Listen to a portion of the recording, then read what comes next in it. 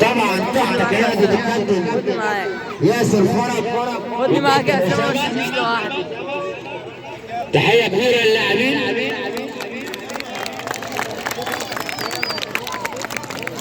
هيخش مجموعة تانية من اللاعبين هتستعرض الكاتا التانية، الكاتا السبعة. طبعا الكاتا السبعة دي يا جماعة مش أي حد يحفظ الكاتا السبعة دي إلا الحاصل على الحزام البني، من أصعب الكاتات. وطبعا بقيادة الكابتن ياسر هنشوف الأداء المتميز. بس صيداي اسم الكاتا.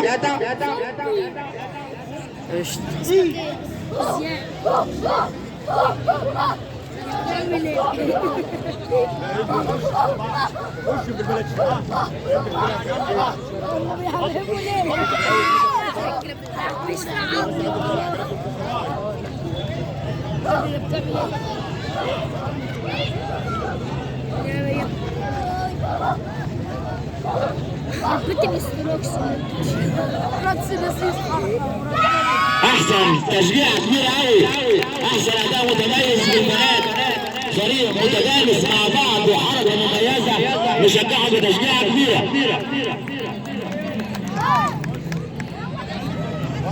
هتقدم مجموعه ثانيه من الشباب بقياده موزه. كده متقدمه اسمها سوتشي. طبعا محمد خالد من اللعيبه المتميزين هيقدم لنا اداء كاتا من الكاتات المتقدمه. يعني ايه كاتا متقدمه؟ الكاتات اللي بعد الكاتا السبعه، مش اي حد يحفظ الكاتات دي. بعد الكاتا السبعه معاه حزام اسود. نتفرج على اداء محمد.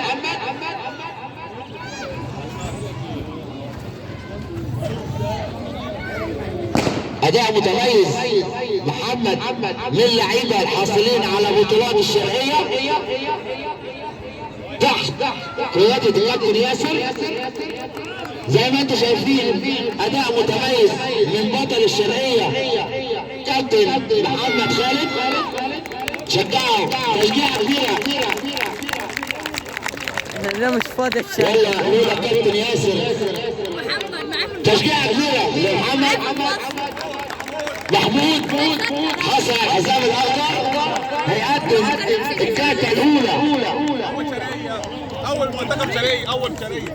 طبعا محمود حصل على بطوله الشرقيه ويعتبر اول شرقيه. تشجيع كبير قوي محمود.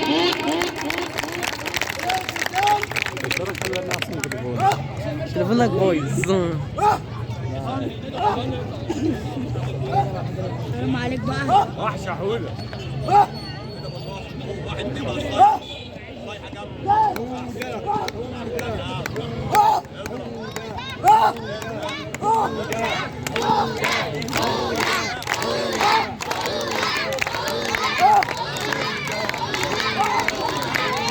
تشجيع كبير قوي محمود اللي بيني فينش الكاتا الاولى، وكل زمايله طبعا بيشجعوه. بطل شرقية. هنشوف عرض من الشباب الحاسمين. درش اهو. اداء حركي. يا ريت نوسع كده يا جماعه، نرجع خطوتين لورا بس، خطوتين لورا. اولياء الامور خطوتين لورا.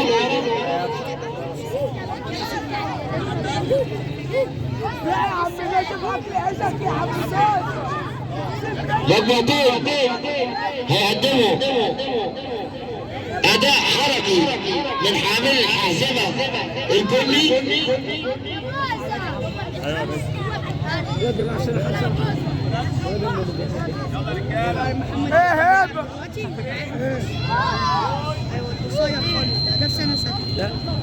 نتفرج على اداء الكوميتيه القتالي.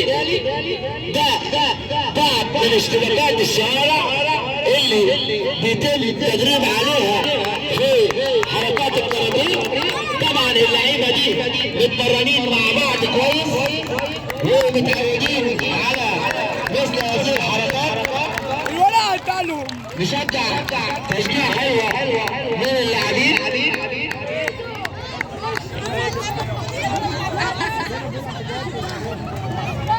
انزل انا ازاي يعني. بنشكر فريق الكاراتيه على الاداء المتميز ده، وبنشكر الكابتن ياسر فرج على المجهود اللي